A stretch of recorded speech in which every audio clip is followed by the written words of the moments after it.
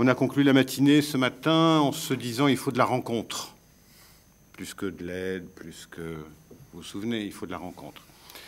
Je pense que je vais vous proposer un peu de rencontre, car je vais tenir mon rôle de formateur depuis près de 30 ans maintenant, et je vais le tenir pleinement. Et après avoir entendu ce que j'ai entendu ce matin, je vais l'assumer pleinement. Et je vais l'expliquer. Si je suis là aujourd'hui, c'est un peu par rapport en lien avec une dame qui est au premier rang, là, qui est la présidente, car je suis aussi administrateur de l'URIOPS. Et si je suis administrateur de l'URIOPS en tant que directeur d'un IRTS, c'est que j'ai besoin d'être à l'écoute de tout ce qui se passe dans tous les champs de l'intervention sociale, et ils sont nombreux. Je vais vous demander un petit peu de rencontre, donc un peu de charité aussi, parce que je suis fils de pasteur. Nul n'est parfait. À tout péché à miséricorde. Merci.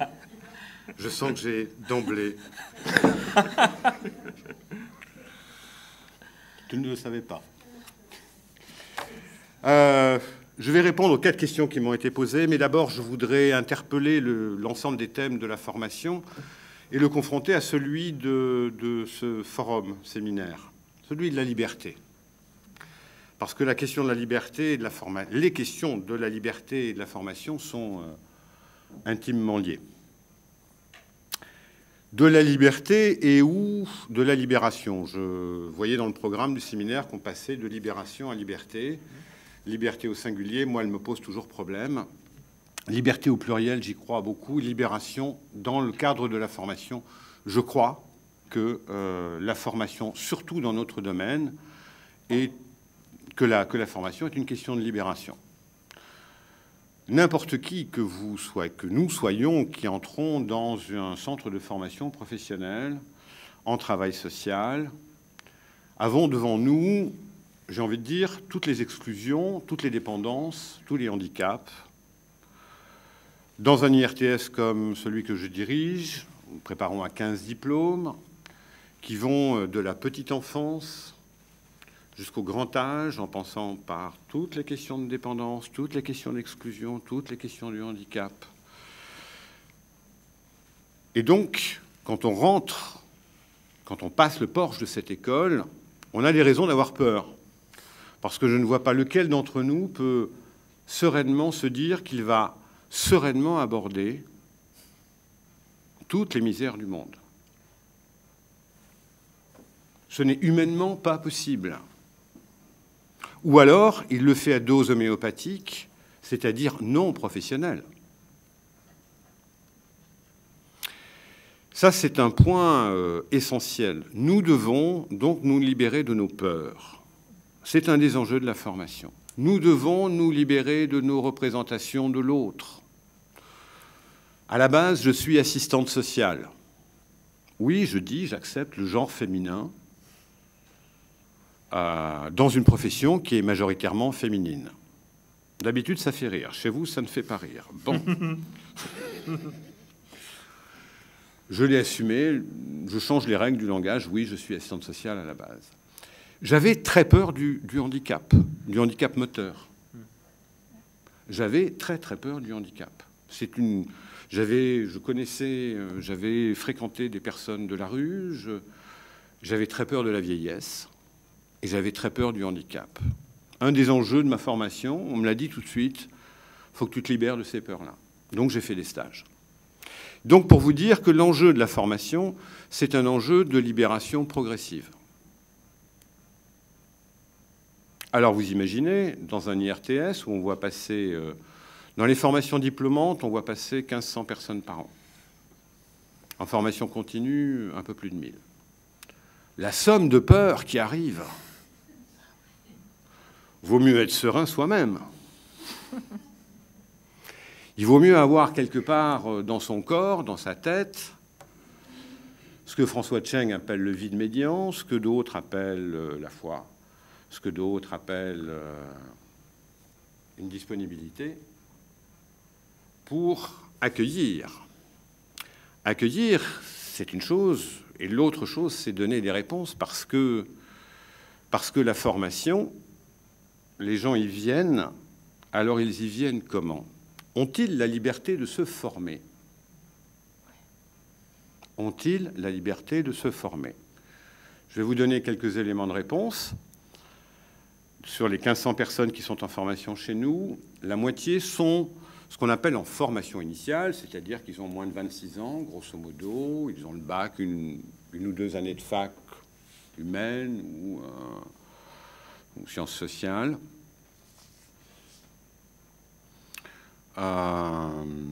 Parmi donc ces 800 jeunes, il n'y a pas une année où nous nous découvrions par hasard qu'il y en a un ou deux qui dort dans sa voiture. Sur ces 800, il y en a 300 qui sont boursiers, donc qui vivent avec des conditions difficiles. Il y en a plus des trois quarts qui ont un boulot à côté. Et pas comme parfois on pouvait le faire à une époque, des boulots pour l'argent de poche, non, des boulots pour vivre. Il y en a ensuite, donc sur ça c'était la première moitié, l'autre moitié, dans l'autre moitié, il y en a la moitié, c'est un quart, qui sont demandeurs d'emploi. Je vous renvoie à ce qu'est le montant aujourd'hui des indemnités d'allocation chômage. Donc des adultes, pour beaucoup, avec enfants. Donc ils sont dans les processus souvent prescrits. On leur a dit, tu ne vas pas, il y a du secteur, il y a de l'emploi là, donc tu y vas. Et donc ils doivent faire un travail pour se dire, oui, c'est peut-être bien ce que j'ai envie de faire. Et quand ils découvrent ce que ça représente, c'est pas gagné. Et le dernier quart de ces je ne sais plus où j'en suis dans les chiffres, vous avez compris, la dernière partie, ce sont des salariés. Ce sont des salariés. Alors, soit des salariés qui sont en reconversion dans ce qu'on appelle le cadre d'un congé individuel de formation, donc c'est encore relativement confortable et sécurisé, soit dans des contrats en alternance.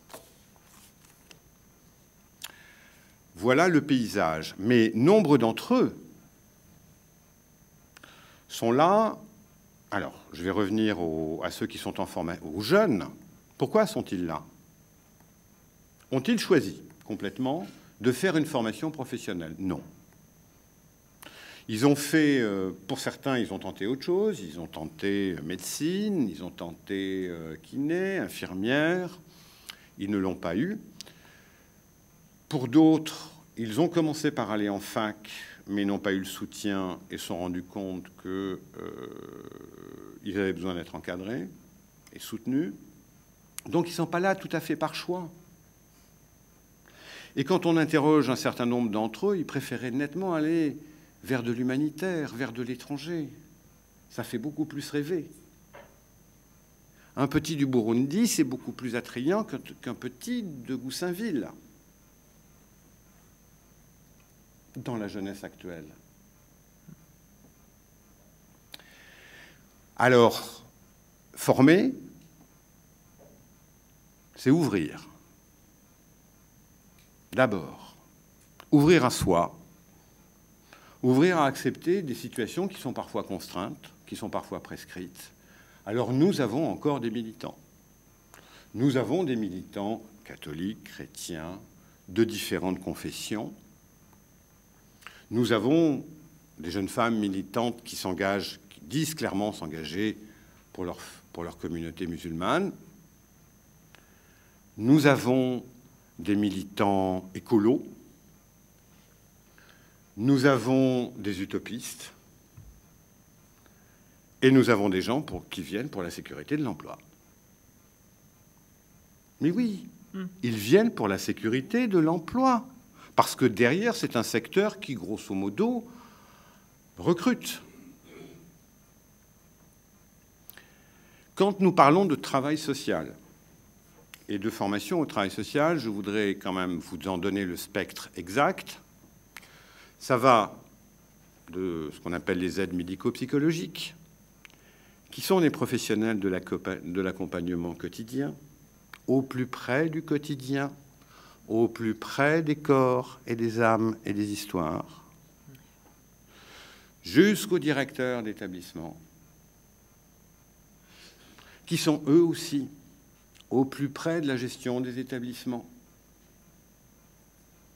de tous les petits dysfonctionnements, de toutes les angoisses, dans les maisons de retraite, dans les établissements pour personnes handicapées, enfants, adultes, des CHRS, des foyers. Donc, quand on parle de travail social, aujourd'hui, c'est l'ensemble de ce spectre-là. Et je vous demande de ne pas le réduire aux seules assistantes sociales, mon beau métier d'origine, que j'ai quitté. D'accord? Le travail social, c'est tout ça. Et il y en a chez vous. Et il y a 15 métiers, ce qui est beaucoup trop. Donc, liberté et formation. Est-ce qu'on se forme pour se libérer? Oui. On se forme pour se libérer de la peur du chômage. On se forme pour se libérer de ses représentations.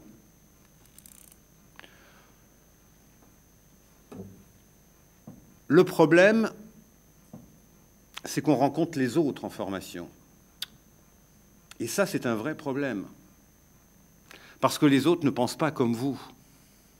Et ça, franchement, c'est très, très désagréable.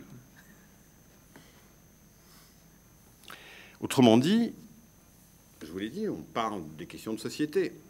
C'est une des questions qui m'est posée. Est-ce qu'on est dans la vie sociale, nous, dans les centres de formation? Oui.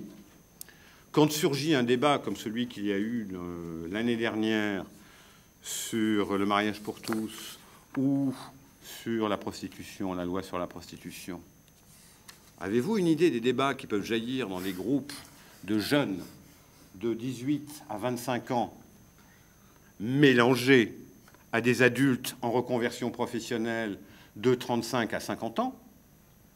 Le boxon que ça fait? La dynamique, là, il y a de la rencontre, je peux vous dire. Et qu'est-ce qui se joue, là? Qu'est-ce qui est formateur? Parfois, quand on y arrive. C'est le débat, l'écoute de l'opinion de l'autre, la capacité à reformuler l'opinion de l'autre.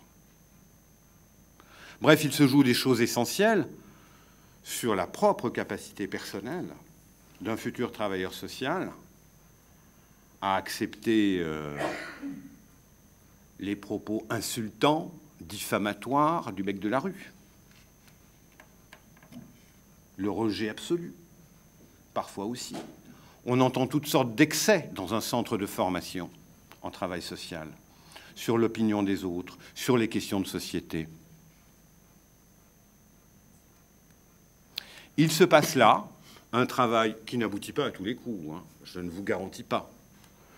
Mais ces groupes de formation sont des groupes où s'affrontent toutes les opinions, car il n'y a pas d'homogénéité de pensée, d'opinion,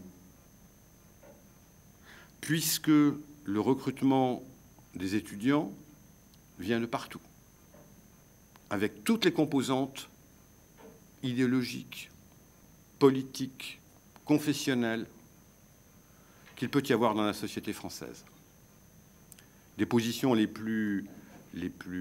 systèmes de pensée les plus rigides à ceux qui sont les plus ouverts, avec surtout toutes les représentations sur l'avenir qu'il peut y avoir et qui sont différentes et qu'on connaît souvent. Donc oui, il y a, dans le cadre de la formation, un travail de libération, d'abord par l'affirmation de ses opinions, parce que dans un groupe de 25-30, il y a les timides, il y a les forts en gueule, il y a ceux qui prennent la parole avant tout le monde, il y a les leaders naturels, il y a les soumis indécrottables, et puis il y a tout le spectre entre les deux. C'est un petit monde de sociétés très, très, très, très divers. Et il faut que cette société, cette petite société, cette promotion, on appelle ça promotion, groupe, ça dépend, vivent ensemble pendant 1 an, 2 ans, 3 ans.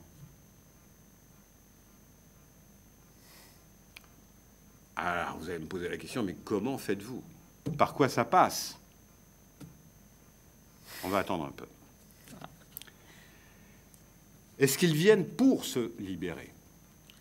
Est-ce qu'ils viennent se former pour se libérer? Oui. Est-ce qu'ils demandent de la liberté dans la formation? Autre question. Que viennent-ils chercher? Qu'attendent-ils? Veulent-ils un cadre bien clair?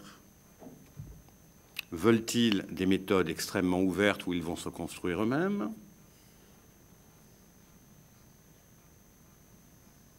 Alors d'abord, oui, ils veulent du cadre.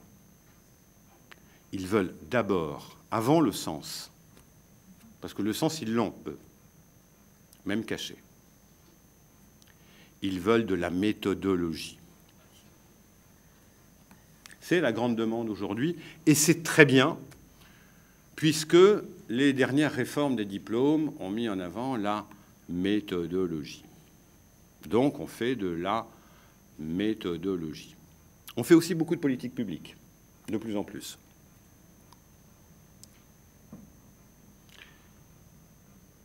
Est-ce que c'est libérateur, la méthodologie? Ça peut l'être. Une fois qu'on a la méthode, ensuite, on peut être créatif. Mais si on oublie que la méthodologie n'est qu'un outil, au moyen d'eux, au service d'eux, ça devient une fin en soi. Et c'est un réceptacle parfait pour ne retenir des politiques publiques que les dispositifs. Autrement dit, vous voyez l'enchaînement que j'essaie de vous expliquer. Les personnes qui viennent en formation viennent chercher de l'emploi, viennent se rassurer, viennent, pour un certain nombre d'entre eux, se libérer, oui, avec des projections, mais de plus en plus, la formation est un cadre prescrit et ou contraint. Les programmes ont changé terriblement. Donc le public a changé, les programmes ont changé, et le mode de diplôme a changé. C'est-à-dire qu'il est basé sur ce que vous disiez ce matin, ce qui a été le dernier mot de la matinée, l'évaluation des compétences. Et dans ce mot de compétences, moi je pense que c'est un progrès. Il a été introduit dans le secteur de la formation, dans notre secteur de la formation professionnelle, il y a maintenant une vingtaine d'années. Avant, on parlait plus de connaissances. Les programmes étaient plus des contenus. Aujourd'hui, on parle d'évaluation des compétences. De quelles compétences parle-t-on? On parle de plus en plus de compétences méthodologiques. C'est tout le secteur de la formation professionnelle hors de notre champ. Un monsieur comme son nom de... les sites qualifiants, vous allez m'aider, monsieur Pinte. Bon, ça va me revenir. Qui a aidé à la reconversion de la sidérurgie dans la Lorraine, etc. Vous voyez qui je veux dire? Bon. Bref, tout ce secteur qui était basé sur les compétences a été transféré sur le nôtre. Donc nous sommes sortis du système universitaire complètement, du prof d'en haut, etc. On est sur de la méthodologie, de la compétence, ça s'évalue. Ça s'évalue. Mais on n'a pas très bien défini lesquels. Ou plutôt, si, on les a tellement bien définis qu'on a oublié la question du sens. C'est un peu dommage. Pourquoi est-ce qu'on l'a oublié? Parce que vous savez bien comment se fait une réforme dans notre pays. Entre le moment où on la décide, où on décide les grands concepts, et ça apparaissait déjà dans les années 60-70, et le moment où elle se met en œuvre, il s'est passé 20 ans, et le contexte a changé. Donc on pensait que le sens, il était acquis pour les formations en travail social. Dans les années 70, dans les années 80, on était encore sur un travail social qui participait à un progrès social. On n'est plus dans ce cadre-là. Il n'y a plus de progrès social. L'ascenseur social est en panne. Donc cette question du sens, elle a disparu. Elle a disparu pour les travailleurs sociaux, qui sont les tuteurs de nos étudiants, et elle a disparu, bien sûr, pour les étudiants, pour la plupart d'entre eux. C'est brutal ce que je vous dis, hein. C'est désespérant. Non, c'est pas désespérant. On va voir pourquoi. Non, non, faut pas se désespérer. Voilà, liberté par la formation, oui, c'est possible. Alors, il y a une demande très forte de cadre, je vous l'ai dit, mais il y a une demande très forte aussi d'être acteur de sa formation. Ce n'est pas forcément libre, c'est d'être acteur. Ils demandent, nos étudiants, à être guidés, c'est une chose. Donc guider, c'est quoi? C'est qu'on leur pose, vous savez, sur ces pistes d'atterrissage des avions, des petites lumières qui donnent un espace, qui balisent un espace sur lequel on va atterrir. C'est l'image que je prends avec eux quand ils arrivent et quand ils finissent. Nous, on les guide. Pour les accompagner, il y a des formateurs et il y a les milieux professionnels, car la moitié de la formation se passe chez vous, avec vous et en vous. Fils de pasteur, quand même. Ce que je veux dire par là, c'est qu'ils attendent énormément de vous. Vous êtes aussi les formateurs des futurs professionnels. À 50%.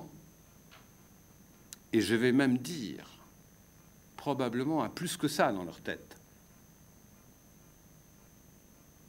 Que vous soyez bénévole ou que vous soyez professionnel, ou bénéficiaire, usager, tout ce qu'on veut, comme terme. Alors, c'est pas évident, ça, comme relation. Mais ils demandent à être acteurs pour que vous les aidiez à se libérer de leur peur. C'est pas à l'école qu'on peut apprendre un peu à se libérer. Je suis sûr que Maria va nous dire comment on peut se libérer de ses peurs en session de formation. Mais c'est au contact. Pourquoi viennent-ils dans les formations sociales? Et pourquoi ne vont-ils pas à l'université? Parce que pour la plupart d'entre eux, ils ont choisi de faire des formations courtes et d'être très vite en action. Je pense à Martin, qui était là ce matin, qui, après son école de gestion, est devenu progressivement, par des mises en situation, donc par l'action, j'ai envie de dire, travailleur social. Moi, je le reconnais parfaitement légitime. Hein. Mais la démarche de mes étudiants est un peu la même. Ils veulent se confronter à. Ils veulent être acteurs. C'est vrai aussi en classe. De moins en moins, un prof peut faire 3 heures de cours magistral. Ou alors, il faut qu'il soit vraiment magistral. Et ce n'est pas donné à tout le monde. Ce qu'on trouve dans les livres, même bien dit, ce n'est pas magistral. Il faut qu'il y ait une rencontre. Ils veulent être acteurs, c'est-à-dire ils veulent travailler sur des études de cas, de situations, sur se confronter en petits groupes, etc., etc. Et ils le cherchent beaucoup parce qu'on commence à le comprendre. On l'avait déjà vu un peu pour ce qu'on appelle la fameuse génération Y, on le voit de plus en plus sur la fameuse génération Z. Ils sont surentraînés à la rencontre virtuelle et ils ont peur de la rencontre réelle. On peut faire des liens, des hypothèses de liens, avec des situations familiales dans lesquelles la rencontre réelle n'est pas toujours là. On peut faire une hypothèse de lien avec le fait qu'au lycée, les rencontres réelles avec les profs n'est pas toujours là. Ils ont un peu peur de la rencontre réelle.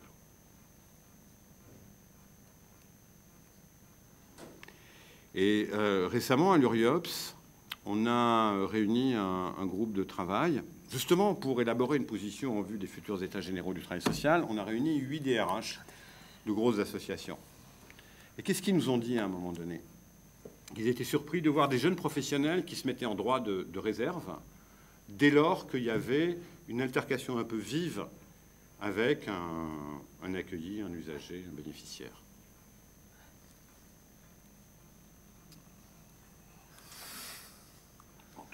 en droit de retrait. Voilà. Je fais un métier, normalement c'est un sport de combat. Dès que je rentre sur le tapis, je retourne dans mon coin, tiens.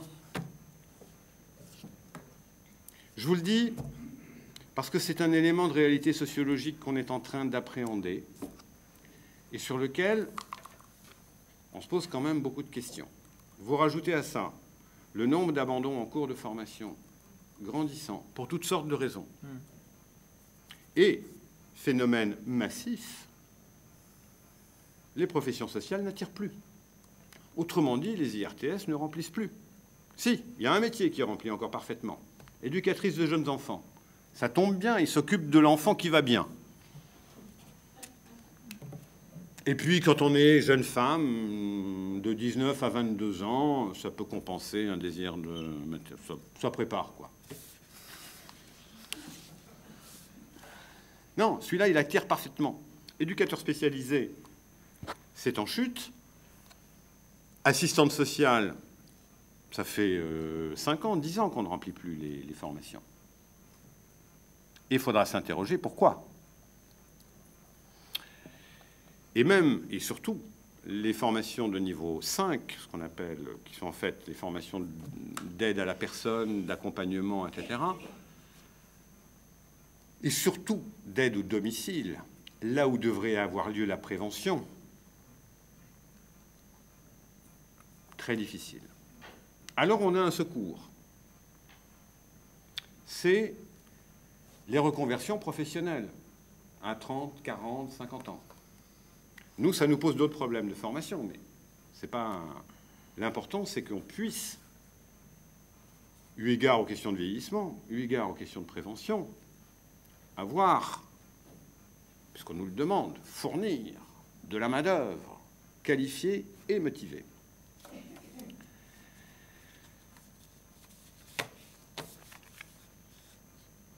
Donc on revient vers ces publics en formation qui sont en reconversion professionnelle, souvent prescrite. Et notre travail, à nous, formateurs, et à vous, c'est de présenter cette activité comme libératrice, comme source d'enrichissement, et non pas comme source de contrainte. La motivation, dites-vous bien une chose, venir vers le travail social, ce n'est pas rentrer dans les ordres. Soyons clairs, c'est pas ça. Si, j'en ai 5%.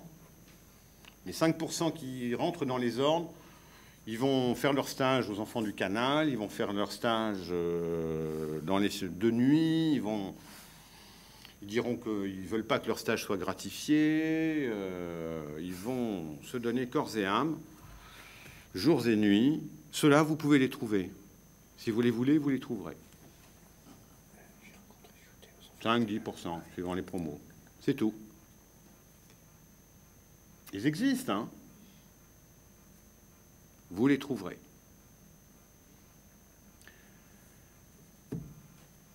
Le niveau général, et ça c'est un problème de société. Hier, je rencontrais la directrice de l'école d'IUFM, qu'on appelle maintenant École supérieure professionnelle de l'éducation, qui forme les professeurs des écoles. Ils ne remplissent toujours pas, pour professeurs des écoles, toutes les places qui sont mises au concours. Et non. Infirmière. Autrement dit, interrogeons-nous pourquoi notre société n'arrive pas à orienter, attirer vers les métiers de la relation à l'autre. Ainsi, la gendarmerie et la police n'ont plus de problème de recrutement.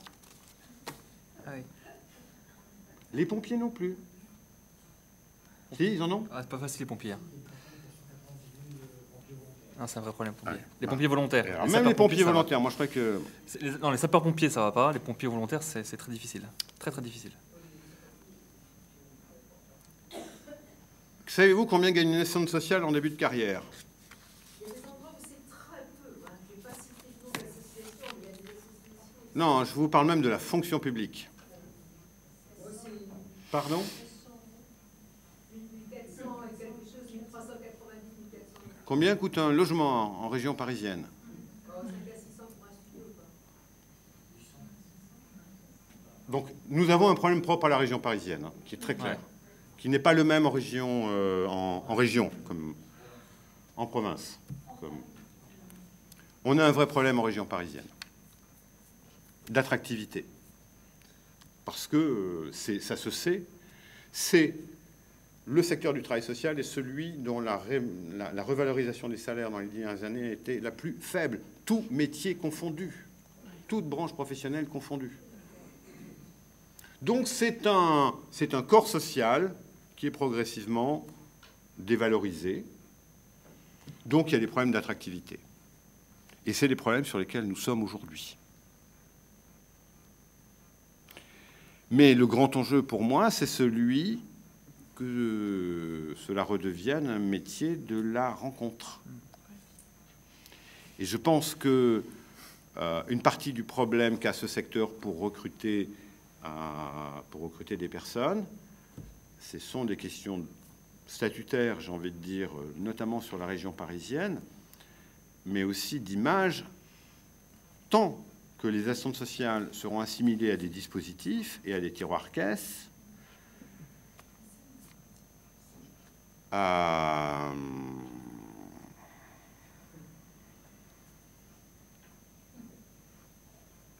elles trouveront des personnes qui veulent bien rentrer dans ce cadre-là.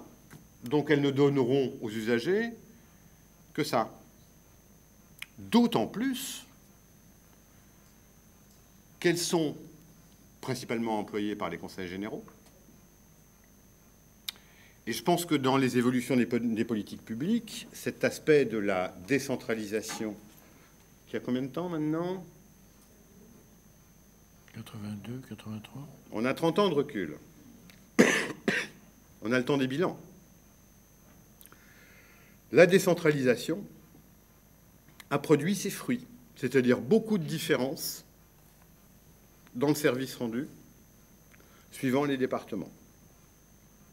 Car la politique par dispositif n'est pas inéluctable. La philosophie de l'assistante sociale dite polyvalente, elle a toujours existé. Elle est censée faire de l'approche globale. Elle est censée coordonner, orienter, etc. Bon, c'est pas elle qui est censée construire du logement, c'est vrai. Mais ceci dit, elle est censée être ce premier niveau d'expertise, d'orientation. Mais on constate que très souvent en région parisienne, ce n'est plus le cas. On pourrait se poser la question pourquoi. Il y a certains départements où c'est encore le cas. Je pense qu'il y a des grosses différences d'un département à un autre. Je vais reprendre mes notes, excusez-moi.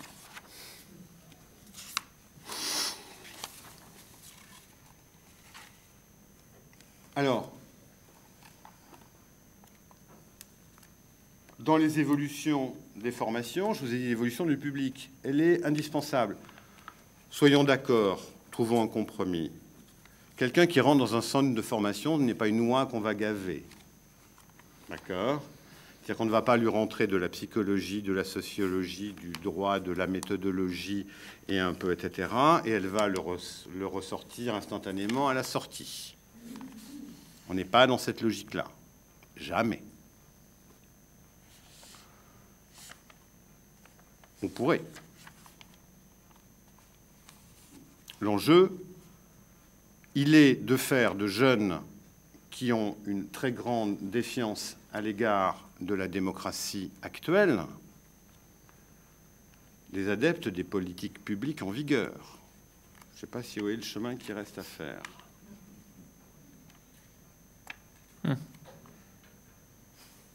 Sans parler de la complexité institutionnelle. Parce que quand ils sortent de l'école, ils sont censés se repérer sur les missions des uns et des autres comme des poissons dans l'eau. Et connaître les fameux 30 ou 50 sigles qui changent dans les 6 mois qui ont suivi leur arrivée sur le marché du travail.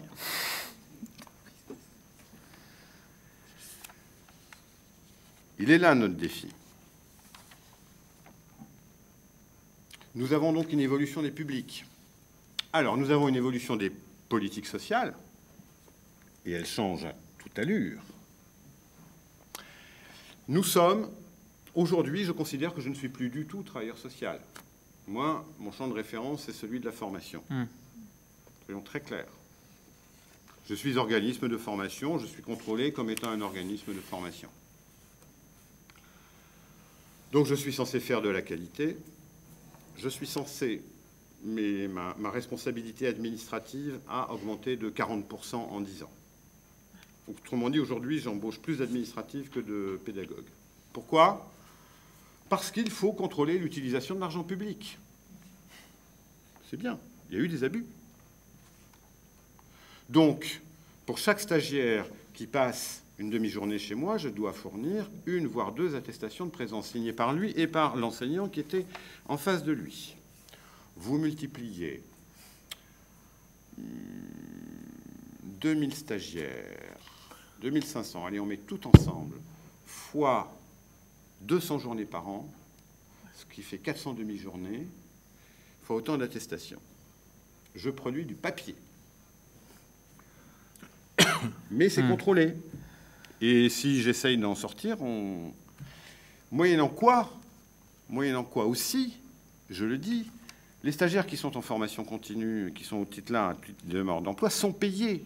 Car il y a eu d'énormes progrès au titre de la prise en charge des demandeurs d'emploi pour faire des parcours de reconversion.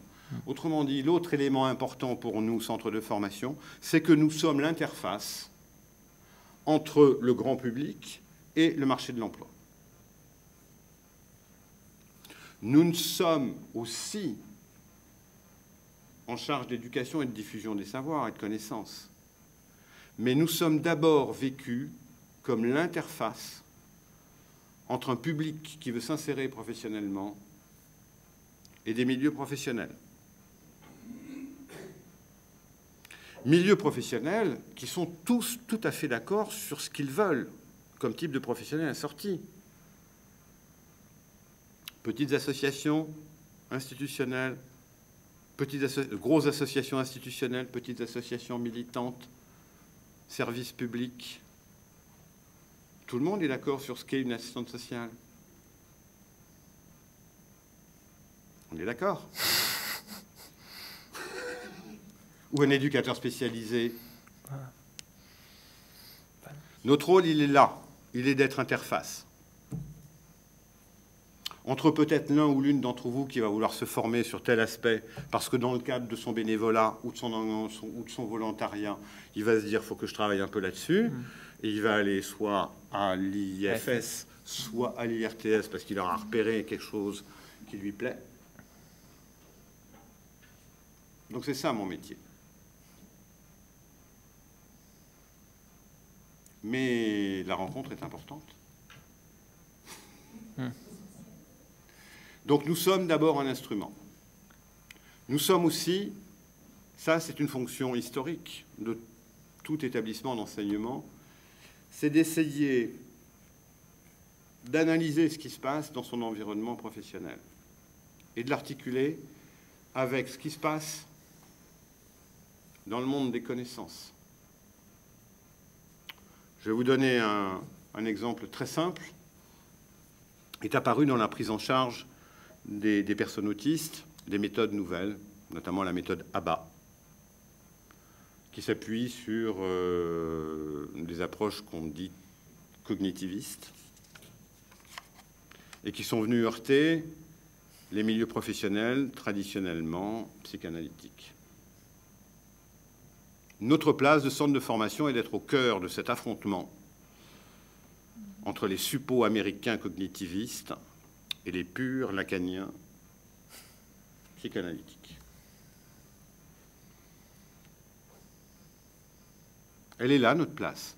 Quand il y a des aspects de la connaissance qui évoluent, elle est de les mettre en onde pour vous.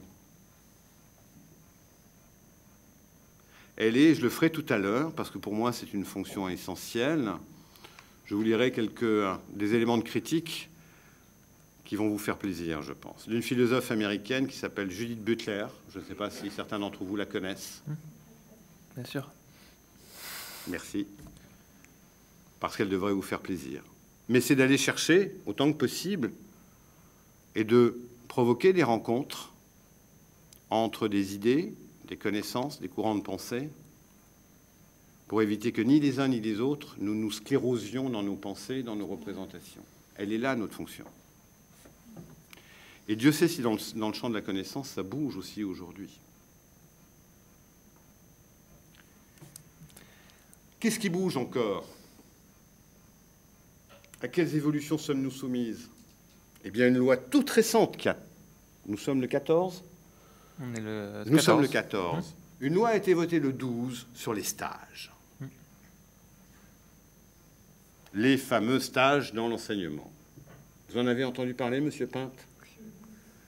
Je ne sais pas comment je vais former mes étudiants l'année prochaine. Comment plutôt ils vont trouver des stages. Et s'ils ne trouvent pas de stage, je ne sais pas comment je vais les former et comment ils pourront se diplômer. À partir de dorénavant, on attend le décret d'application, tout stage, à partir de 2 mois, doit faire l'objet d'une gratification. Et chose qui va faire plaisir à beaucoup d'employeurs, c'est un quasi-contrat de travail sur lequel l'inspection du travail peut venir. Regardez comment il est mis en œuvre. Alors, je trouve qu'il est essentiel de protéger, effectivement, de lutter contre l'exploitation, parce qu'il y a eu exploitation de personnes par le stage. Je vous mets en garde, parce que ça, pour le moment, c'est le stage. À mon avis, la question de volontariat va venir sur le tapis un de ces jours.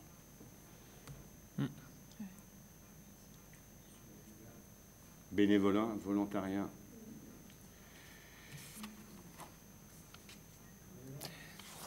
Encore 5 minutes.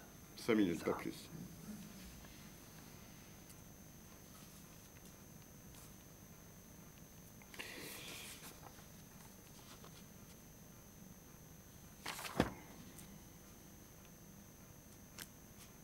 Alors, où est le point de résistance aujourd'hui du changement dans les formations?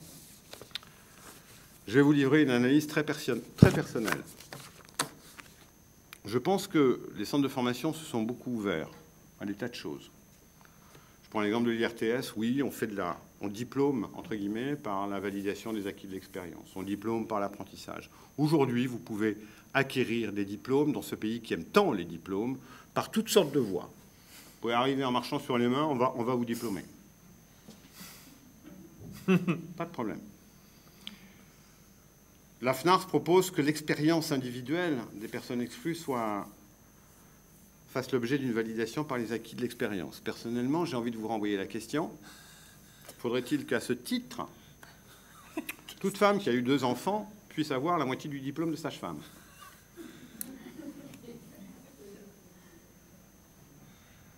C'est un peu extrême, mais c'est quand même ça que ça veut dire.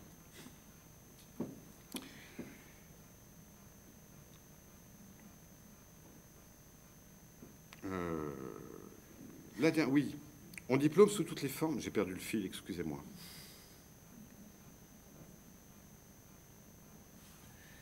Vous êtes ouvert à la validation des acquis, à toutes les formes de... Voilà. L'enjeu aujourd'hui pour nous, et je vais faire un tout petit peu de prospective, il va être de survivre aux 3 plaques tectoniques qui sont en mouvement et qui sont en train de commencer à provoquer un tremblement de terre. Premier tremblement de terre, celui de l'alternance par les stages. Je vous l'ai décrit à l'instant. C'est une vraie menace pour ce type de formation dans lequel on essaye, par l'expérience, de construire des savoirs. Le deuxième, c'est celui du recrutement. Le troisième va être celui d'une crise économique qui pourrait nous toucher de plein fouet. Et le quatrième, il va être avec vous et avec les milieux professionnels en général, c'est de s'adapter aux évolutions et à la place des usagers et des institutions dans les formations. Car ça va être une vraie révolution pour nous. Mais ce que je souhaiterais, ce que je voudrais vous dire en conclusion, on pourra débattre davantage des propositions de la FNARS si vous voulez, Ce que je voudrais vous dire, c'est que l'appareil de formation, aujourd'hui, il faut le regarder plutôt comme un allié pour vous que comme un adversaire. Allez au bout de votre logique, soyez dans la rencontre. Merci de votre attention. Merci beaucoup.